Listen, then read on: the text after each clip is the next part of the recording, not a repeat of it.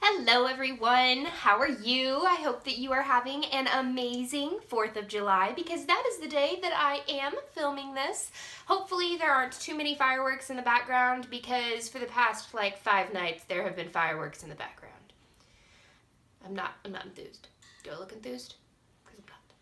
Anyway, so today is the rapid fire book tag. I was actually tagged by Bookish Betsy. She is fantastic, and I will leave her channel in the description box below, so go and follow her because she is amazing and I love her face.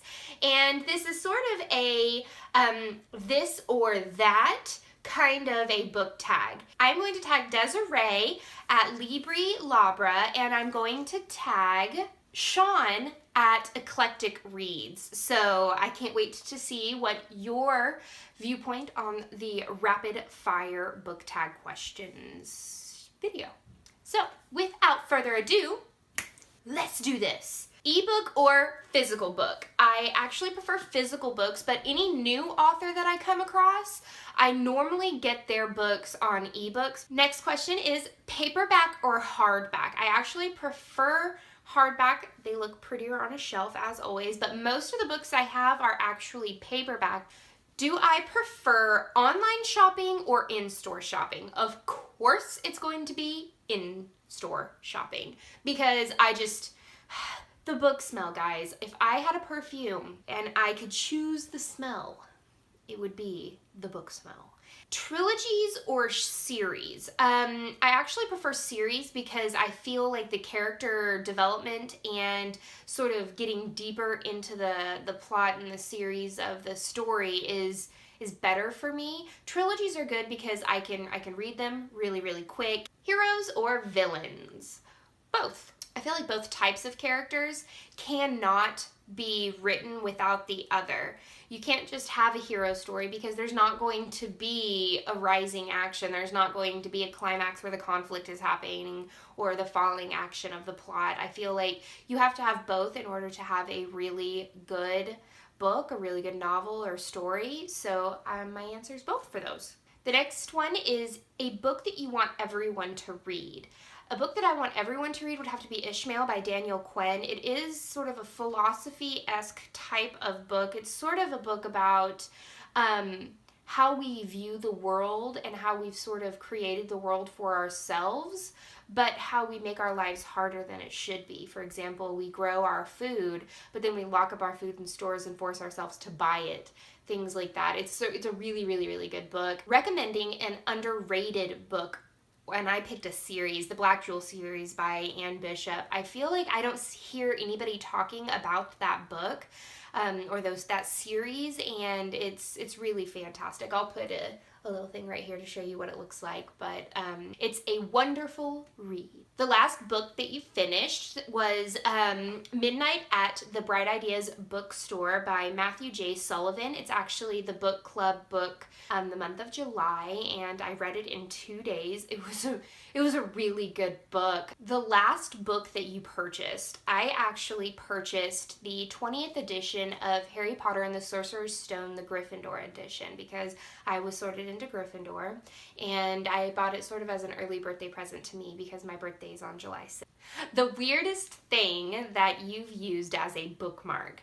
The weirdest thing that I've used as a bookmark would probably have to be a sales tag from a shirt that I bought. Well, you use what you can whenever you don't have a real bookmark. Used books, yes or no? Maybe. It depends on how well the book was taken care of.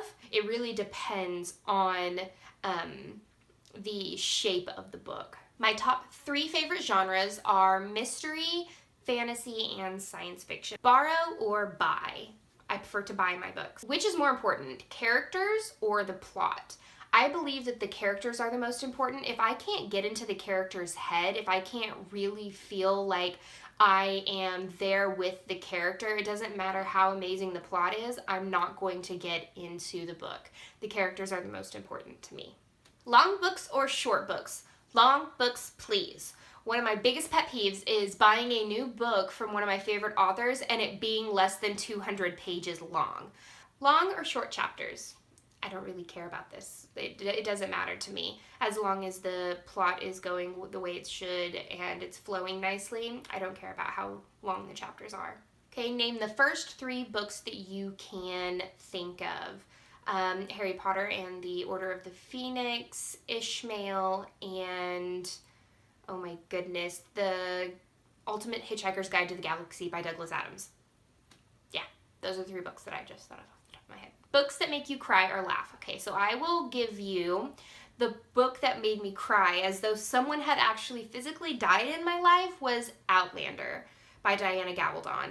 Oh my gosh, that book, I was sobbing for like days after I finished that book.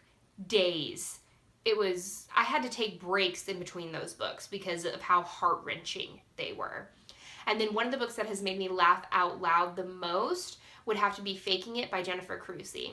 It's a really, really good book, and it's got tons of humor and family drama and different things like that, and it's just a funny book. Our world or fictional worlds? Both. Don't make me choose. I'm not gonna, so I'm gonna say both. So, audiobooks or no? I love audiobooks now. I actually just started getting into audiobooks this year when Erin introduced me to them. Do you ever judge a book by its cover? Yes, I do. If I am not drawn by the cover, or if I don't think that it looks interesting, then I'm not going to read it. I know that sounds horrible, and I know it's, that cliche, don't judge a book by its cover. I do. I'm sorry, I can't help it. If they're pretty, I'm going to read the back of the cover and then see if I like. Do I prefer books to movies or books to TV adaptations? I actually prefer book to TV adaptations because they can spend more time developing the characters like they are developed in the books. A movie or TV show that you prefer to the book. Now, I know that this is sort of off-kilter-ish, but I prefer Buffy the Vampire Slayer, the series, to the comic books because I feel like the comic books and the graphic novels don't really give Buffy and Willow and Xander and Giles and all of the other characters, I don't feel like it gives them what they deserve. Do I prefer series or standalone books? I actually prefer series. Most of the books that I read are series, especially the cozy mysteries that I read. Standalone books, I feel like, are too rushed a lot of times because they have so much that they have to put into the book when it comes to the characters and when it comes to making sure that all of the plots sequencing is in order, that I feel like there's a lot of holes in standalone books, that there's not a lot of depth to the characters either. So I prefer series to standalones. So that's the end of this chapter of Courtagonist. Remember, I have tagged Libri Labra, Desiree, and I have Sean at Eclectic Read. So I can't wait to see your videos, guys. You're going to do fantastic, and I want to see how much we have in common. If I didn't tag you, but you would love to do this tag, please let me know on social media, either on Twitter or on Instagram. All of my links for social media will be down below. And until next time, guys, happy reading. Bye!